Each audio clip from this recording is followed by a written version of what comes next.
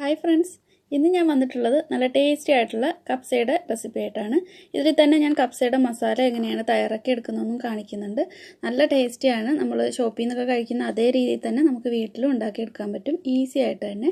അപ്പോൾ ഇത് എങ്ങനെയാണ് തയ്യാറാക്കുന്നതെന്ന് നോക്കാം.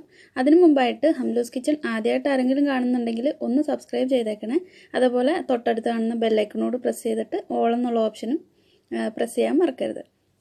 അപ്പോൾ ഈ ടേസ്റ്റി ആയിട്ടുള്ള കപ്സയ്ക്ക് വേണ്ടിയിട്ട് ഞാനിവിടെ ഒരു 3 കപ്പ് സെല്ല റൈസ് ഒന്ന് വെള്ളത്തിലിട്ട് ഒരു 15 മിനിറ്റ് കുതിർക്കാനായിട്ട് വെച്ചിട്ടുണ്ട്. അപ്പോൾ സെല്ല റൈസ് ചേർക്കുന്നതാണ് ഒന്നും കൂടെ നല്ല ടേസ്റ്റ് കിട്ടുന്നത്. ഇല്ലെങ്കിൽ ബസ്മതി റൈസ് ചേർത്താൽ മതി. പിന്നെ കപ്സ മസാലയ്ക്ക് വേണ്ടിയിട്ട് ഞാനിവിടെ മല്ലി, ഏലക്ക, അതുപോലെ ഗ്രാമ്പു, ചെറിയ ജീരകം, കുരുമുളക്, ബേ ലീഫ്, തക്കോലം, പിന്നെ 2 ഉണങ്ങിയ മുളകും എടുത്തിട്ടുണ്ട്. അപ്പോൾ ഇതിൻ്റെ എല്ലാം ഇൻഗ്രീഡിയൻസിൻ്റെ അളവൊക്കെ ഞാൻ ഡിസ്ക്രിപ്ഷനിൽ കൊടുക്കുന്നുണ്ട്. ഇതൊന്ന് ഡ്രൈ റോസ്റ്റ് ചെയ്തിട്ട് ഒന്ന് പൊടിച്ചെടുക്കാം. ലോ ഫ്ലെയിമിലിട്ടിട്ട് ഒന്ന് മൂപ്പിച്ചെടുത്തിട്ട് പൊടിച്ചെടുക്കാം. കപ്സ റെഡിയാക്കാനായിട്ട് ഒരു പാത്രം ചൂടാകാനായിട്ട് വെച്ചിട്ടുണ്ട്. ചൂടാകുമ്പോൾ ഇതിലേക്ക് 2 ടേബിൾ സ്പൂൺ ഓയിൽ ചേർത്ത് കൊടുക്കാം. വെളിച്ചെണ്ണയല്ല, സൺഫ്ലവർ ഓയിലാണ് ചേർത്തിട്ടുള്ളത്. ഇതിലേക്ക് ഒരു 2 ടേബിൾ സ്പൂണോളം ബട്ടർ ചേർക്കാം. അപ്പോൾ ബട്ടർ ഇല്ലെങ്കിൽ നെയ്യ് യൂസ് ചെയ്യാം, അല്ലെങ്കിൽ ഓയിൽ തന്നെ യൂസ് ചെയ്താലും മതി. ഇനി ഇതിലേക്ക് പംകിൻ സീഡും എടുത്തിട്ടുണ്ട്, കുറച്ച് ഗോൾഡൻ റൈസിൻസും എടുത്തിട്ടുണ്ട്. അപ്പോൾ ഇതിന് പകരം പംകിൻ സീഡിന് പകരം ആൽമണ്ട്സ് വേണമെങ്കിൽ, ബദാം വേണമെങ്കിൽ ഒന്ന് സ്ലൈസ് ചെയ്തിട്ട് ഫ്രൈ ആക്കി എടുത്താലും മതി.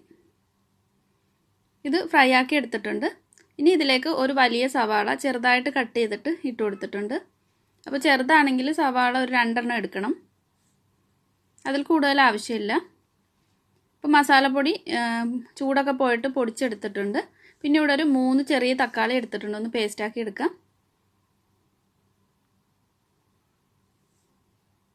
ഇപ്പോൾ സവാള ഒരുവിധം ഒന്ന് വഴന്ന് വന്നിട്ടുണ്ട്. ഒരുപാടങ്ങ് മൂപ്പിച്ചെടുക്കേണ്ട ആവശ്യമില്ല. ഇതിലേക്ക് 1 table spoon ginger garlic paste ചേർത്തിട്ടുണ്ട്. 1 ടേബിൾ സ്പൂൺ നിറയെ എടുത്തിട്ടുണ്ട്. പച്ചമണം മാറുന്നത് വരെ ഒന്ന് മിക്സ് ചെയ്ത് കൊടുക്കാം.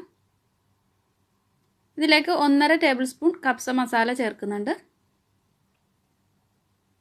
ഇനി ഇതിലേക്ക് ആ തക്കാളി പേസ്റ്റാക്കി വെച്ചതുകൂടെ ചേർത്തിട്ട് നന്നായിട്ടൊന്ന് വെള്ളമൊക്കെ ഒന്ന് വറ്റിച്ചെടുക്കാം.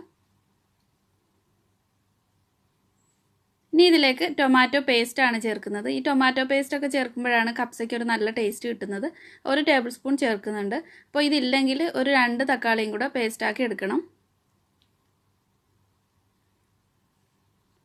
ഇതും നന്നായിട്ട് ഒന്ന് മിക്സ് ചെയ്തെടുക്കാം. ഇനി ഇതിലേക്ക് ചിക്കൻ്റെ ക്യൂബാണ് ചേർക്കുന്നത്. ഞാൻ മാഗിയുടെ ക്യൂബാണ്, ഒരെണ്ണം മാത്രമേ ചേർക്കുന്നുള്ളൂ. കൈകൊണ്ട് ഇങ്ങനെ ഒന്ന് പൊടിച്ചിട്ട് ഇതിലേക്ക് ഇട്ട് കൊടുക്കാം.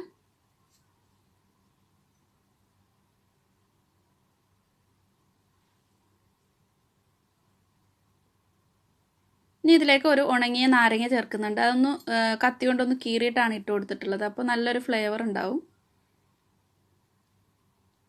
ഇനി ഇതിലേക്ക് ചിക്കൻ ചേർത്ത് കൊടുക്കാം. ചിക്കൻ സ്കിന്നൊക്കെ റിമൂവ് ചെയ്തിട്ടാണ് എടുത്തിട്ടുള്ളത്.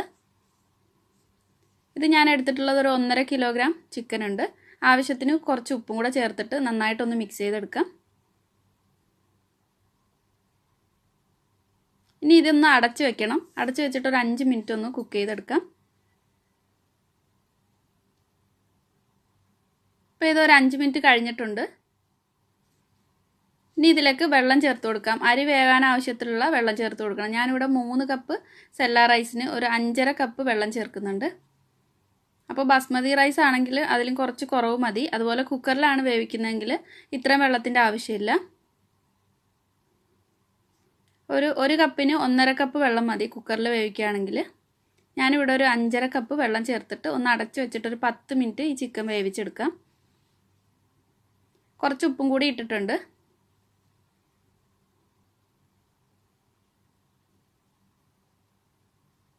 ഇപ്പോൾ ചിക്കൻ ഒരു 10 മിനിറ്റ് ഒന്ന് വെന്ത് വന്നിട്ടുണ്ട്. ഇനി ഇതിൽ നിന്ന് ഈ ചിക്കൻ എടുത്ത് മാറ്റാം. അപ്പോൾ ചിക്കൻ വെന്തിട്ടുണ്ടോ എന്ന് നോക്കാനായിട്ട് ഒരു ഫോർക്ക് ഉപയോഗിച്ചിട്ട് ഇതുപോലെ ഒന്ന് കുത്തി നോക്കിയാൽ മതി.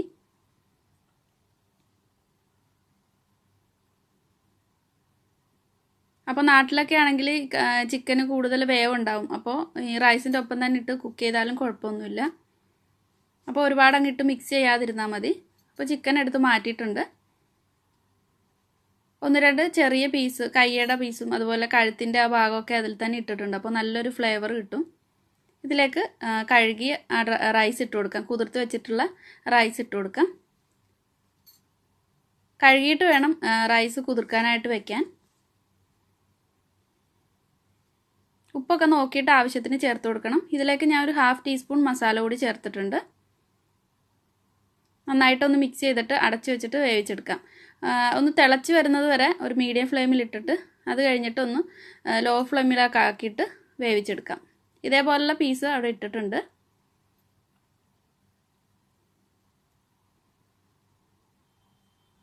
ഇനി ഈ ചിക്കൻ ഒന്ന് ചെറുതായിട്ടൊന്ന് ഫ്രൈ ആക്കി എടുക്കണം. ഒരുപാട് ഓയിലൊന്നും ഫ്രൈ ചെയ്യേണ്ട ആവശ്യമില്ല. 1 ടേബിൾ സ്പൂൺ ഓയിൽ ഒഴിച്ചു കൊടുത്തിട്ടുണ്ട്. ചിക്കൻ നിരത്തി വെച്ചിട്ട് ഒന്ന് ബ്രൗൺ കളറാക്കി എടുക്കുക. ഒരുപാട് കുക്ക് ചെയ്യേണ്ട ആവശ്യമില്ല. ഇത് കുക്ക് ചെയ്ത ചിക്കൻ ആയതുകൊണ്ട് ഒന്ന് കളറൊന്ന് മാറി വന്നാൽ മതി. ഒരു മീഡിയം ഫ്ലെയിമിലിട്ടിട്ട്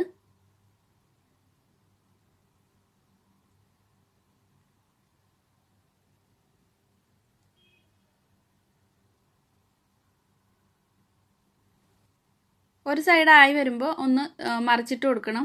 അപ്പോൾ ഞാനിതിലേക്ക് ഒരു 2 നുള്ളു മസാലപ്പൊടി കൂടി ചേർത്തിട്ടുണ്ട്. അപ്പോൾ ആ ചിക്കനിലേക്കൊക്കെ നല്ലൊരു ഫ്ലേവർ കിട്ടും.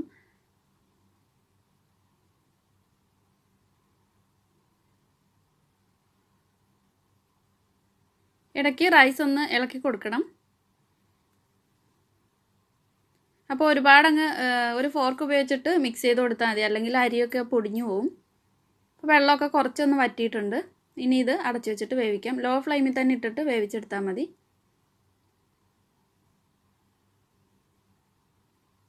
ഇതിലേക്ക് ഞാൻ 2 പിടി ക്യാരറ്റ് ഗ്രേറ്റ് ചെയ്തിട്ട് ഇട്ടിട്ടുണ്ട്. ഈ ക്യാരറ്റ് ചേർക്കുന്നത് ഓപ്ഷണലാണ്, വേണ്ടെന്നുണ്ടെങ്കിൽ ഒഴിവാക്കാം. അപ്പോൾ എത്ര വേണമെന്ന് വെച്ചാൽ അത്രയും ചേർത്ത് കൊടുക്കുക. ഞാനിവിടെ ഒരു 2 പിടിയോളം ക്യാരറ്റ് ഇട്ട് കൊടുത്തിട്ടുണ്ട്. എന്നിട്ട് ഇത് വീണ്ടും അടച്ചു വെച്ചിട്ട് വേവിച്ചെടുക്കാം.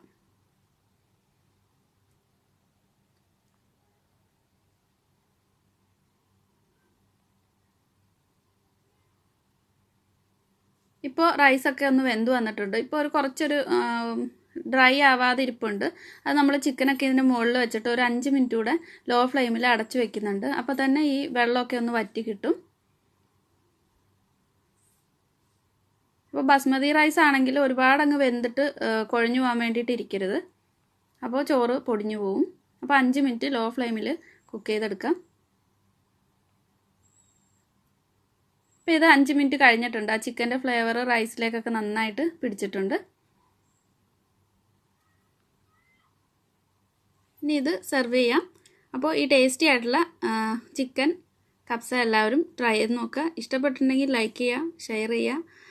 ഇതുവരെ സബ്സ്ക്രൈബ് ചെയ്തിട്ടില്ലാത്തവർ പ്ലീസ് ഒന്ന് സബ്സ്ക്രൈബ് ചെയ്യാനും കൂടെ മറക്കരുത്. താങ്ക്